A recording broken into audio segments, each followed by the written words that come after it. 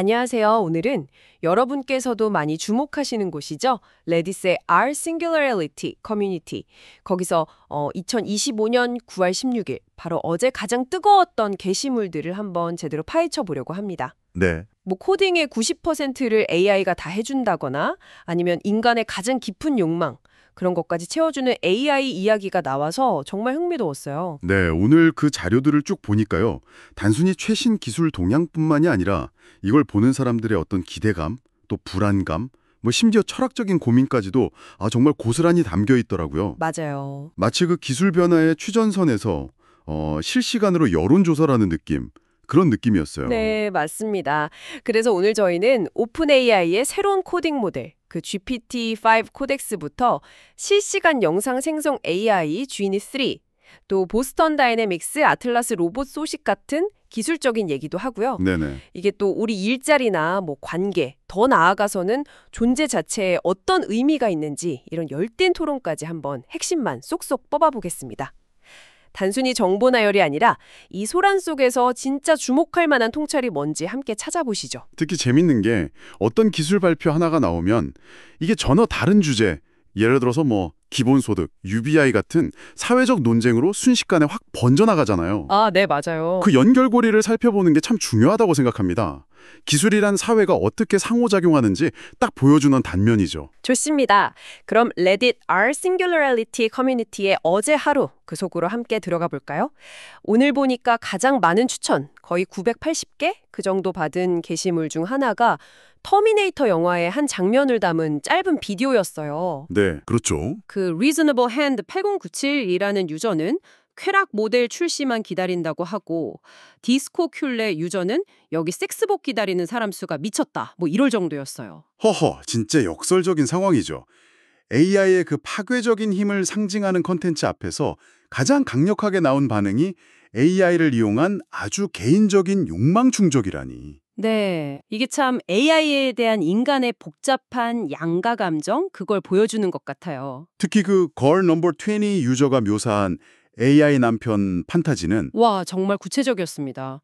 뭐 같이 컵케이크 굽고 TV 보면서 속삭이고 발톱 칠해주고 네, 크루아상이랑 즉흥 소네트를 읊어주고 심지어 쇼팽카트에 부딪힌 사람을 콩프로 제압해준대요. 진동 손가락은 덤이고요. 하하, 이건 뭐 단순한 성적 욕구를 넘어선 것 같은데요. 맞습니다. 그러니까 완벽한 이해, 공감, 보호, 심지어 약간의 판타지까지 이걸 다 충족시켜주는 이상적인 파트너에 대한 갈망이 AI 기술에 투영된 거죠. 단순한 성적인 기능을 넘어서 정서적인 교감이나 어떤 안전에 대한 깊은 요구가 담겨 있는 겁니다. 그러면서 동시에 기술이 인간관계의 본질을 어떻게 바꿀 것인가? 이런 질문을 던지게 만들죠. 물론 좀 냉소적인 반응도 있었어요. 그 잭스트러 윌치타 유저는 뭐 싸구려 섹스봇 때문에 다치는 틱톡 영상 나올 거다 이렇게 예상했고 네. 컴포더블 니힐리스트 유저는 터미네이터가 원래 섹스봇이었는데 인간한테 질려서 피부를 입혔다. 뭐 이런 농담을 재밌네요. 사회적 영향에 대한 걱정도 있었고요. 뭐 성범죄 감소 기대감 이런 것도 있는데 반대로 인구 통제나 노해제 우려도 같이 나왔어요. 그 A Child of Adam 유저가 걱정한 것처럼 터미네이터 아니면 섹스봇이냐. 이렇게 기술의 미래를 극단적인 디스토피아 아니면 개인적인 유토피아 이 둘 중 하나로만 상상하는 경향이 좀 강하게 나타나는 것 같아요. 네. 그리고 토픽스 3030 유저의 다른 가면서 섹스봇은 왜 뭐 안 되냐. 이 한탄도 참 기술 발전 방향에 대한 대중의 기대가 얼마나 다양하고 때로는 또 절실한지 보여주는 거죠. 그렇죠. 결국 이 섹스봇 열풍은 AI에 대한 희망과 두려움, 그리고 아직은 잘 모르겠는 미래 관계에 대한 불안감, 이런 것들이 막 뒤섞인 현상으로 보입니다. 자, 이렇게 인간의 어떤 욕망과 불안을 건드리는 이야기에서 이제 좀 더 현실적인 문제로 넘어가 보겠습니다. 오픈 AI의 새로운 코딩 AI GPT-5 코덱스가 7시간 이상 스스로 작업할 수 있다. 이런 소식이 나오자마자 댓글창은 바로 기본소득, 즉 UBI 이야기로 뜨거워졌습니다. 아, 네. 바로 연결되죠. 커렉트 미스테이크 2640 유저의 UBI는 언제쯤 이 질문이 딱 불을 지폈어요. 그러니까 AI가 이제 고도의 지식 노동까지 대체할 수 있다. 이런 가능성이 보이니까 사람들이 즉각 자신의 경제적인 생존 문제를 떠올린 거죠. UBI는 이 불안감에 대한 가장 직접적인 해답 중 하나로 거론되는 거고요. UBI 논쟁은 정말 치열했습니다. 그 노 인텐션 4050 유저처럼 AI로 돈 버는 놈들은 우리가 굶어 죽길 바랄 거다. 이렇게 강한 불신을 보이기도 하고요. 또 아네노무 유저처럼 정부 통제가 강화되거나 초인플레이션 올 거다. 이러면서 좀 회의적인 시각도 있었어요. 결국 누가 자동화의 혜택을 독점할 거냐, 이 근본적인 질문이 나온 거죠. 여기서 또 흥미로운 지점은 과거의 기술 변화랑 현재 AI 발전 속도를 비교하는 논쟁이었어요. 아네노미 유저는 농업 자동화 때처럼 새로운 일자리가 생길 거다 이렇게 주장했는데 네네. 플렉사무라와 유저는 그 변화는 수천 년에 걸쳐서 일어났지만 지금 AI는 훨씬 빠르다 이렇게 반박했죠.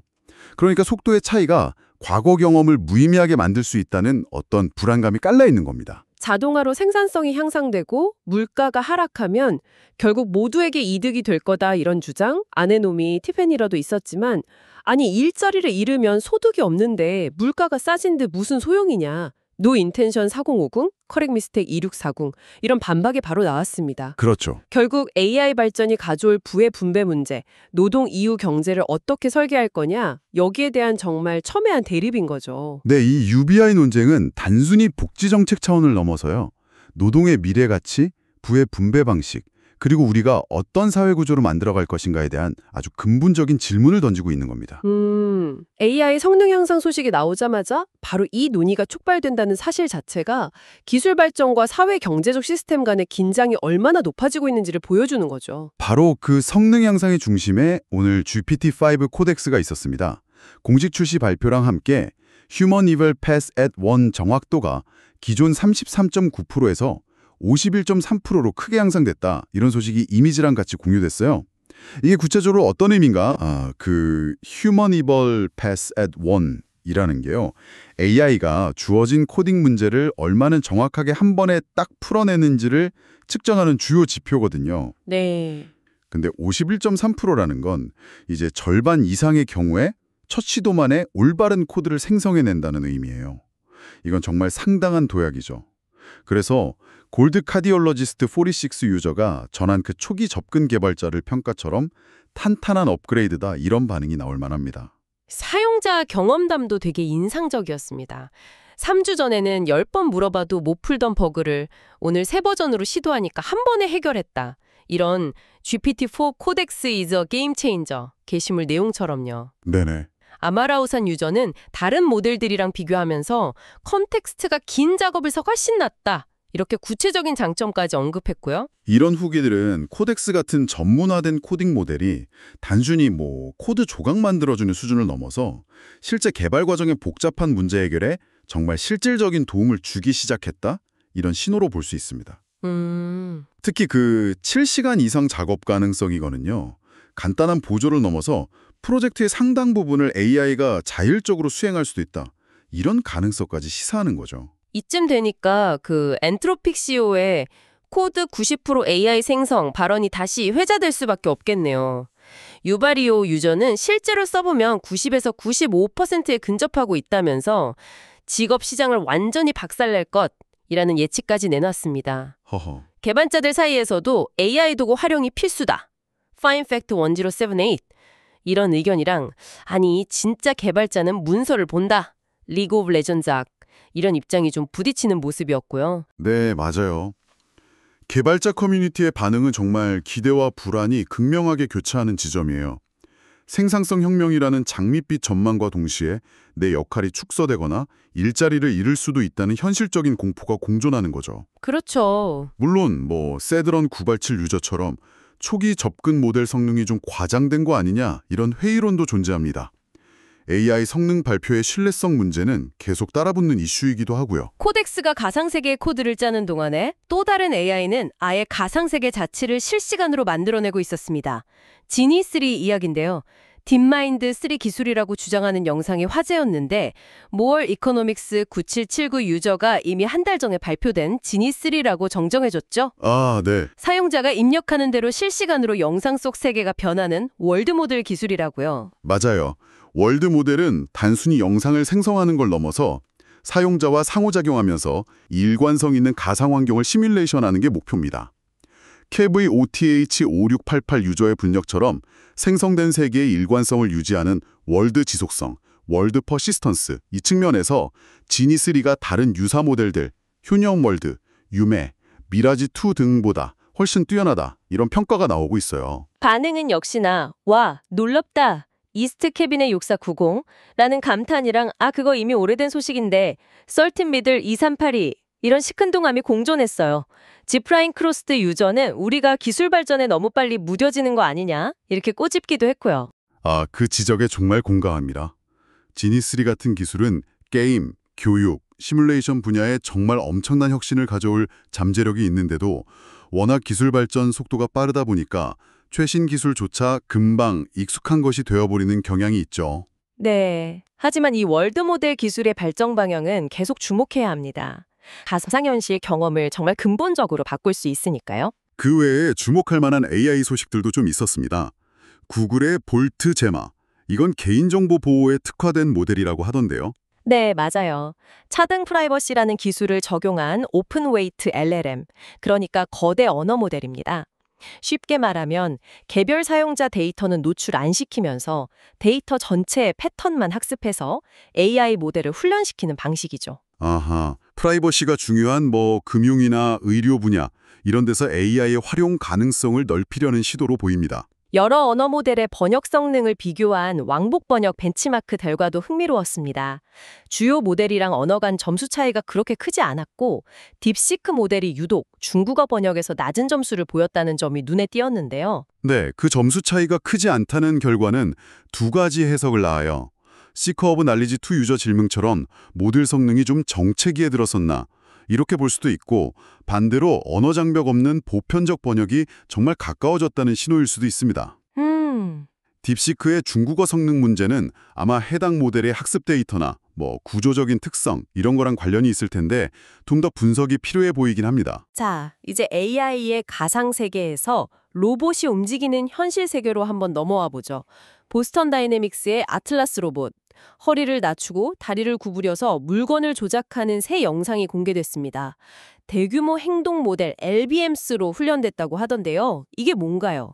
LBMS, 즉 Large Behavior Models는요. 그 언어 모델인 LLM이 방대한 텍스트 데이터로 언어 능력을 학습하는 것처럼 로봇이 수많은 시뮬레이션이랑 실제 행동 데이터를 통해서 복잡한 물리적 동작이나 조작 능력을 학습하게 하는 기술입니다. 영상에서 아틀라스가 보여준 그 유연하고 정교한 움직임이 바로 LBMS 훈련의 결과라고 볼 수 있죠. 영상 속에서 사람이 장난으로 문을 잡고 닫으니까 로봇이 약간 망설이는 듯한 모습도 보였는데 무스 포 하이어 유저는 로봇이 인간 시험관 장난에 질려서 한 대 칠 때가 되면 진짜 발전한 거다. 이런 농담을 하기도 했어요. 그만큼 로봇의 행동이 자연스러워졌다는 반응이겠죠. 아틀라스의 이런 발전은 공장 같은 통제된 환경을 넘어서 일상생활 공간에서도 로봇이 유용하게 쓰일 가능성을 높여줍니다. 역시나 테슬라 옵티머스와의 비교는 빠지지 않았습니다. 보스턴 다이내믹스가 연구 중심이라 상업성이 좀 부족하다. 루드 533. 이런 지적이랑 테슬라 시어는 원격 조정이 많고 아직 기술적으로는 보스턴 다이내믹스를 따라가는 수준이다. 오시밀 아지실 송하 에헤이 이런 비판이 맞섰습니다. 네, 두 회사의 전략 차이가 명확하죠. 보스턴 다이내믹스는 극간의 성능을 보여주는 연구에 집중하는 반면에 테슬라는 양산이랑 상업적 실용성을 더 강조합니다.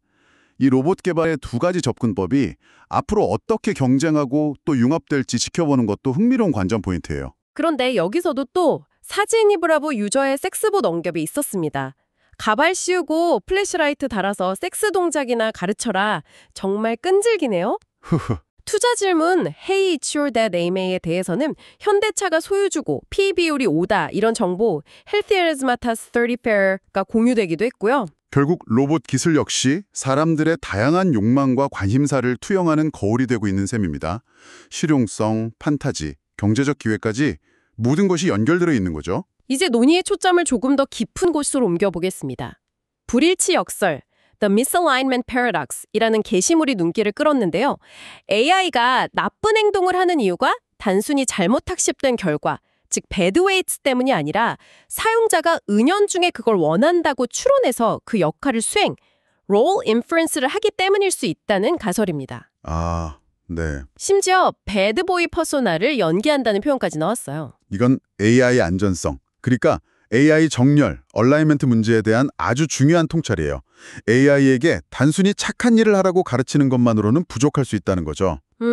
AI가 인간의 숨겨진 의도나 맥락을 해석하고 스스로 역할을 선택한다면 우리가 AI를 통제한다는 개념 자체가 훨씬 복잡해집니다. 그 나쁜 가중치, 즉 잘못 학습된 내부 설정 값을 고치는 기술적인 문제와는 차원이 다른 도전이죠. 그 댓글에서도 인간의 동료 압력, peer pressure랑 비슷하다, atrocious meandering, 거나 소원을 빌 때 조심해야 한다는 진위 문제, 진위 problem, blue SGL를 언급하는 등 AI의 의도 해석 능력에 대한 우려가 나왔습니다. 네, AI가 단순히 명령을 따르는 도구를 넘어서 상황을 판단하고 역할을 수행하는 일종의 행위자가 될 가능성을 시사합니다.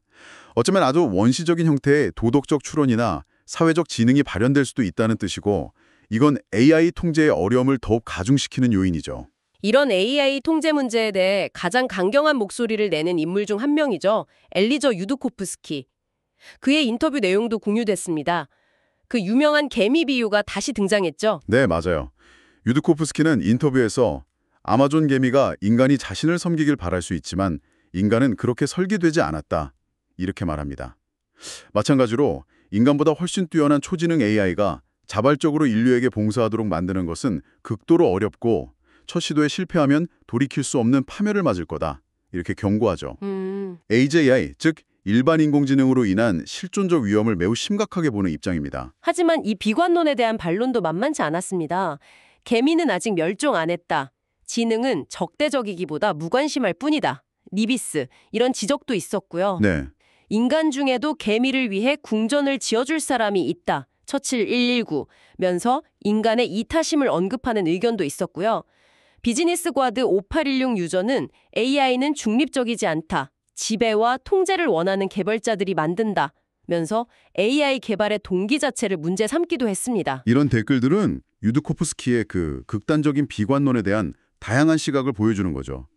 지능과 가치관의 관계, AI 개발 주체의 의도, 심지어 인간 본성에 대한 철학적 질문까지 제기되는 겁니다. 그러네요. 유드코프스키의 소통 방식이 너무 어렵다거나 자기만족적이라는 비판, 더 존스 존 존스, 본투스 니드 1, 2, 3, 4, 5, 6 역시 이 중요한 논의가 어떻게 더 효과적으로 이루어져야 할지에 대한 고민을 담고 있다고 봅니다. 마지막으로 AI가 현실 사회 시스템과 부딪히는 지점들을 짚어보겠습니다. AI 혁신이 법률 변화를 앞지르고 있다는 기사에 대해선 그거 모든 기술에 해당되는 당연한 소리 아니냐? 라이마질롬, 킹고펜츠 이런 반응이 많았어요. 좀 식상하다는 거죠. 그 반응 자체는 이해가 가지만 AI의 경우는 그 속도와 파급력이 이전 기술들과는 차원이 다를 수 있다는 점을 간과해서는 안 됩니다. 법적 공백이나 규제 지연이 가져올 사회적 혼란의 규모가 훨씬 클 수 있거든요. 혁신 촉진과 위험 관리 사이에 균형점을 찾는 것이 시급한 과제라고 할 수 있죠. AI가 직업 안정성의 필수가 되고 있다는 CBS 뉴스 영상에 대해서는 실제로 업무에 도움이 된다는 경험담 작페이셔 복수도 있었지만 고객 프라이버시 문제 때문에 아직 도입이 어렵다는 현실적인 지적, 발렌 발리언트가 나왔습니다. 네. 기업용 솔루션이나 로컬 AI로 해결할 수 있다는 대안, Legitimate Hate 424, 글럭스빌트 76도 제시되었고요. 이건 AI 도입이 단순히 기술적 성능 문제가 아니라 데이터 보안, 프라이버시, 기존 업무 프로세스와의 통합 같은 현실적인 장벽에 부딪히고 있다는 걸 보여줍니다. 동시에 이런 문제들을 해결하려는 노력도 계속되고 있다는 점도 중요하고요. 네. 결국 법률, 고용, 프라이버시 문제는 기술 개발과 함께 사회 전체가 지속적으로 풀어가야 할 숙제입니다. 이 외에도 상당히 전문적인 연구 소식들이 잠깐씩 언급됐습니다. 거울 생명체 연구 제안 논쟁이라던가 아이스케일이라는 공간 전사체학 기술, AI 진단 연구 보고 가이드라인, 스타드 AI 같은 것들이요. 네, 간단히만 짚어보면요. 거울 생명체 논의는 합성 생물학의 윤리적 경계에 대한 고민, 럼피 웰즈의 위험 시나리오 vs 바카가미의 반론을 보여주고요. 아이스케일은 AI가 생명과학 연구의 분석 능력을 어떻게 혁신하는지를 보여주는 사례입니다. 아하. 그리고 스타드 AI는 AI 기반 의료 진단의 신뢰성을 확보하기 위한 표준화 노력의 일환이고요.